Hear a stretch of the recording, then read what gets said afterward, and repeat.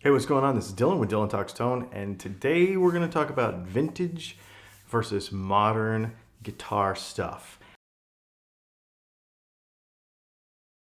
I kind of got this idea from Rick Beato and his buddies because they just did this whole thing about is it worth uh, getting a vintage guitar? You know, is it worth the money? Is it worth the investment to play vintage stuff? And I thought, you know what, let's take that same question, but apply it to the kind of stuff that we apply to on this channel, like the technical aspects of the construction of the thing, right? He was kind of talking about the value of the instrument and, you know, is it really worth it to have one of those things and gig it and play it? But we're going to talk about the actual technical merits. Is there any real reason to buy an old guitar versus a new one? So let's break this down. We're going to go through some of the parts of guitars, kind of old versus new, and we're going to just rapid fire through these things and see how much difference it makes going from something old to something modern. First, we're going to start with bobbin material. P90s, Strats and Tellys, and humbuckers. In the old days, this stuff was made of butyrate. So we're talking about humbucker stuff. It was made of butyrate, which is a cellulose material that kind of predated PVC and ABS. The only reason they didn't use PVC and ABS is because it wasn't invented yet. And if it was invented, well, it would be in the early 50s. It was not consumer available. So the bottom line is most of this stuff, you know, everything, technology is like first applied just in, you know, high-end stuff and in like the military and whatever. And it doesn't come down to a consumer level product until much later. Same thing with ABS. So if we have vintage butyrate bobbins versus modern ABS bobbins in our humbuckers, does that make any difference in our tone? It can. It's not the material itself. That doesn't matter. And there's going to be all kinds of people that are going to say otherwise, but that does not matter. What matters is the internal dimensions of the bobbin. Is it going to make it exactly like a vintage one? If the measurements are off, then no, it won't, because the coil shape will be different. Does that matter? Well, the pickup will sound different. Does that make it worse? Absolutely not. People that keep saying that vintage stuff is better just because it's vintage, I mean, those guitars were new guitars at some point too. But the bottom line is the dimension of the bobbin is what makes the difference. P90s, the exact same thing.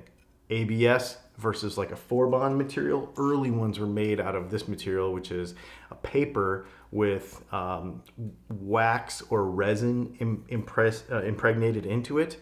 And so as long as the internal dimension is the same, the pickup's not going to sound different.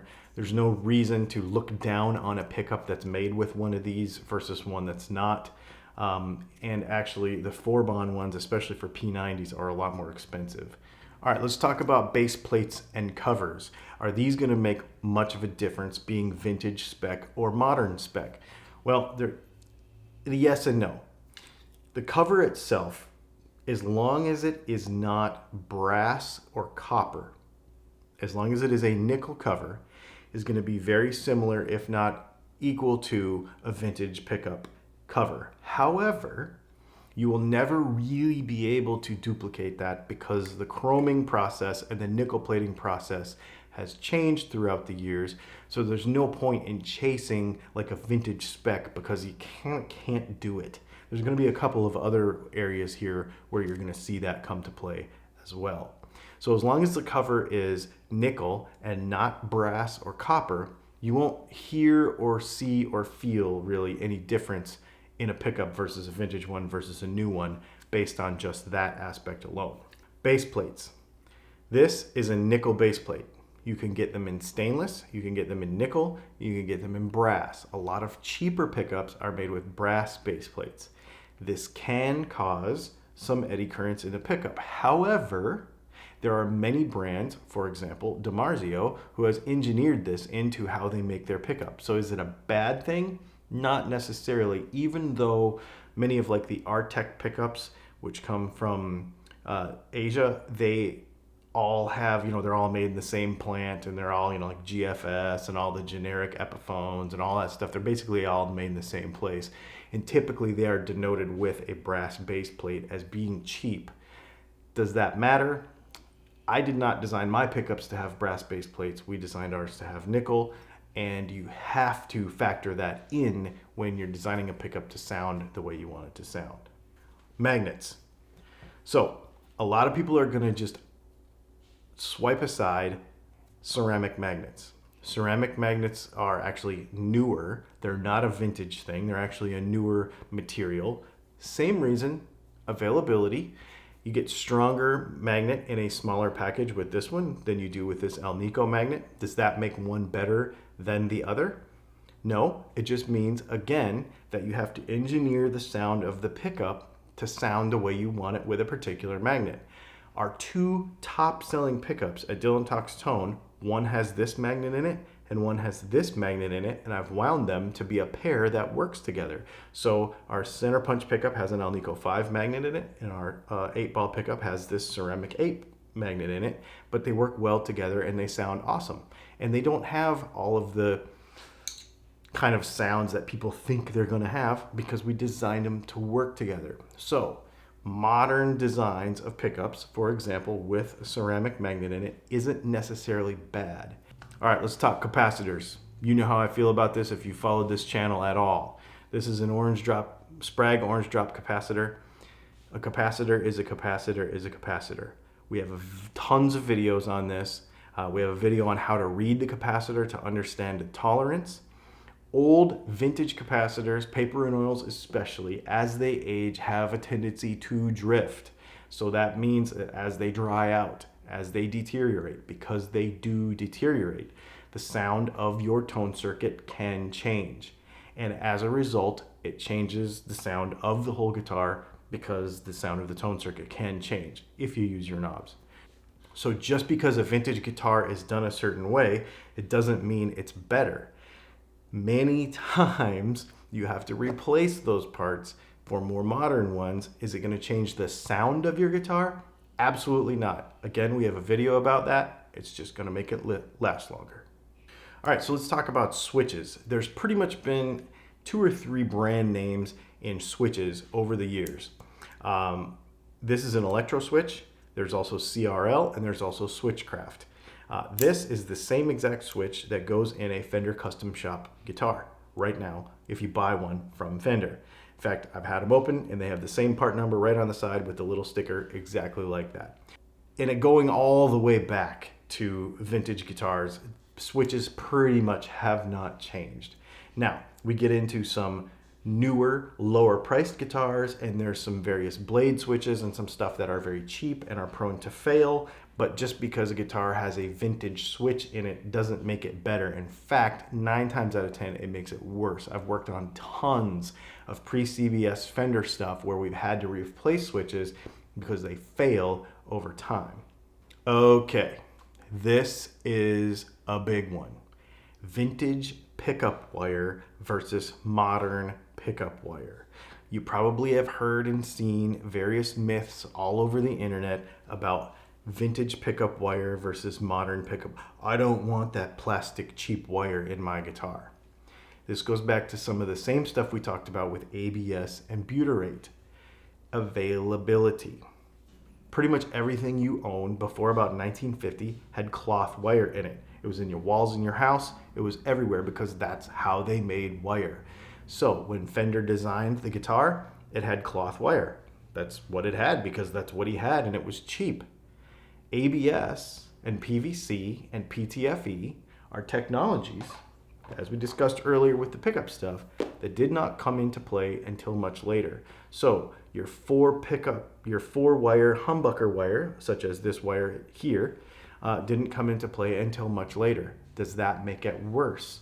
No. The wire will carry electricity the same way this old braided wire will carry electricity. There is one difference, however. This wire has a higher capacitance per foot than this wire.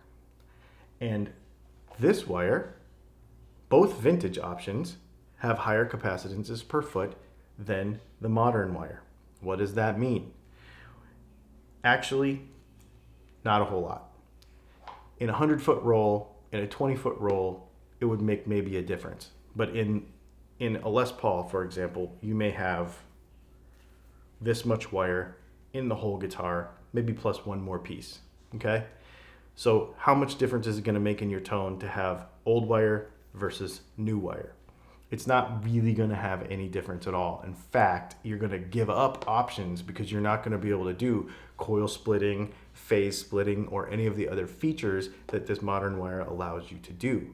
All right, this is probably the biggest one, pickup wire. There's a lot of myths and misconceptions about this. We have a video that talks all about the difference between plain enamel wire, heavy form var wire, and poly wire. The main takeaway that you want to take away about vintage wire versus modern wire is basically one thing. That is the dimensions of the wire itself. You can recreate a vintage sounding pickup with new materials if the wire is the same dimensions as the vintage wire. The material that's on the outside, whether it's plain enamel or poly, doesn't much matter, as long as the diameter of the wire itself and the thickness of the insulation, down to like the 100th of a thousandth of an inch, is the same. That gives you the same coil dimension, and then you can build the tone of the pickup based on that. Very similar to when we discussed vintage versus modern bobbins. If you have the dimension of the wire is correct, the dimension of the bobbin is correct, and then you take the correct magnet, gauge it to the correct strength, and then you have very close to a vintage pickup sound. It is possible. Is it going to be exactly the same? Well, that's a big question based on all of the things that we just talked about and other, myths. People think that the little wood spacer in there, if it's plastic, it's going to make this huge. No.